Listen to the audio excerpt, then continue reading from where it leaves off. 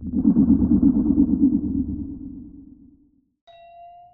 family comes from a long line of spiritual practitioners, something like exorcists. They were either Onmyoji or Ogamiya, and our surname is quite rare.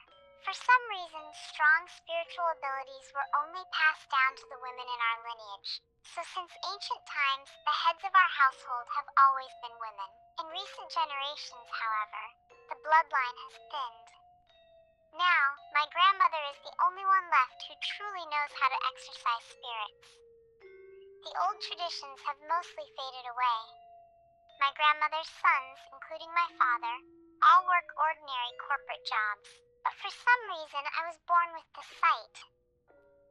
Grandmother says it's because I entered this world on the anniversary of the death of one of our ancestors, a master of incredible power. Because of my family's reputation and my own senses, my childhood was defined by fear. Spirits aren't usually visible to those who aren't on the same wavelength, so my classmates, and even my own parents, dismissed me as a liar. I was bullied back then. One day, my bullies locked me in an outbuilding of an abandoned shrine, a place my grandmother had strictly forbidden me from ever visiting. They probably thought it was funny to see me cry just at the mention of that place. Once I was inside, I spent 10 minutes just screaming for them to let me out. Then suddenly, the voices of the bullies outside went dead silent. A cold draft brushed against my cheek. Strangely, I didn't feel anything foul or nauseating, just a sudden heavy presence. Don't turn around. The voice was neither male nor female. It was genderless, but beautiful and clear, like the ringing of a bell. And then he, or whatever it was, touched my long hair, which I had been growing out on my grandmother's orders. Beautiful. I want it, the voice whispered over and over, devoid of emotion. Suddenly, a memory of my grandmother's words hit me with a jolt of terror. Your soul is empty. To these entities, you are nothing but pure energy. If you ever feel like something is trying to devour you, cut off your hair and give it to them. The word want continued to echo in my head. With a trembling voice, I spoke to the presence standing behind me. If you want the hair, then take it. Before I could even finish the sentence, I heard a wet, slurping sound from behind me, like someone salivating.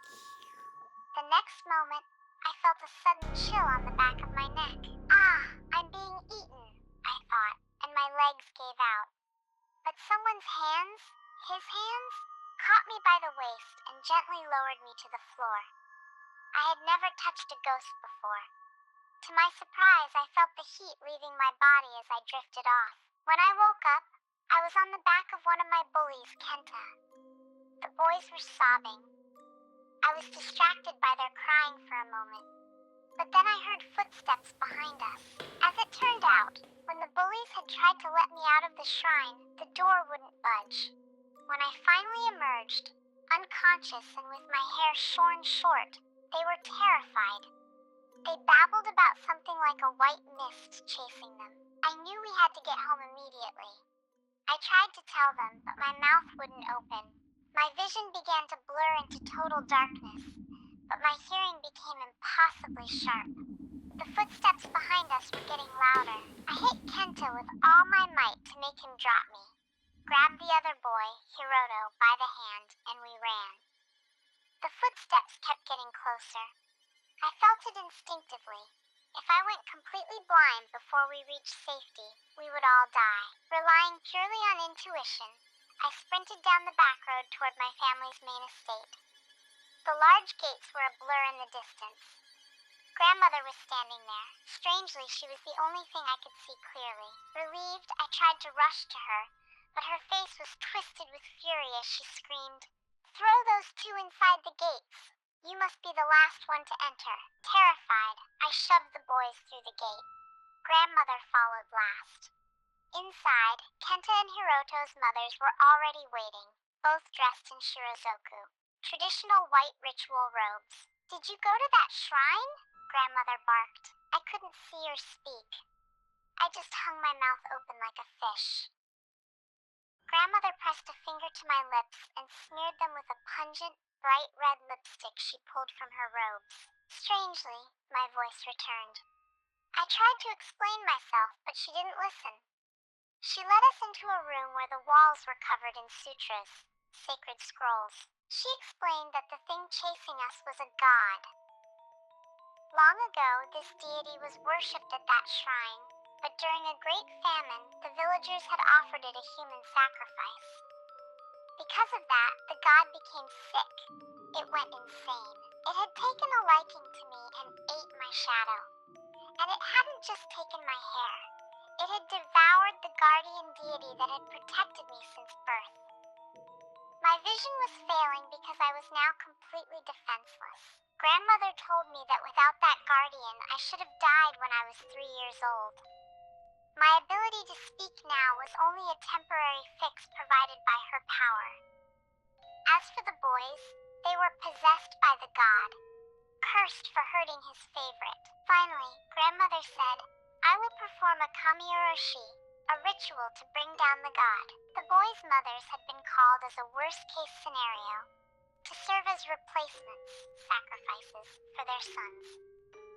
We all wept, consumed by regret for what we had done. Grandmother looked me straight in the eyes.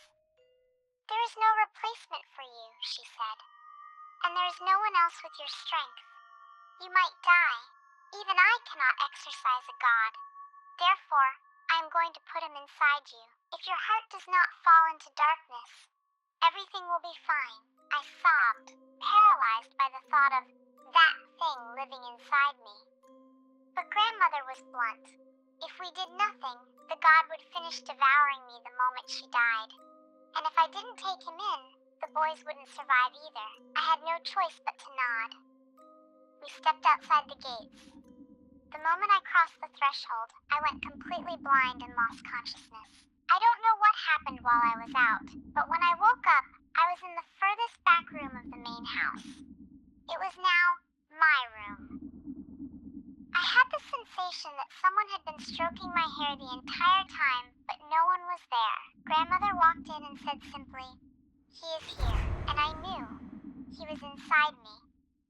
But there was no pain, no discomfort.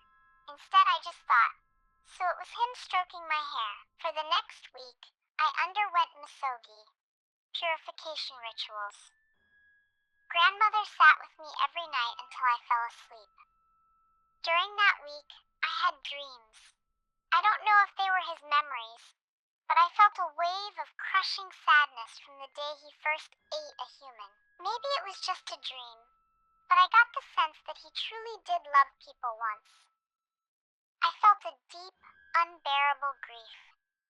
If I hadn't offered him my hair, would he have just let me go? That is the end of the story of him who lives inside me. Other strange things have happened since then, but since he arrived, they happen much less often. I'm in high school now. I think that one day, I will take over my grandmother's work.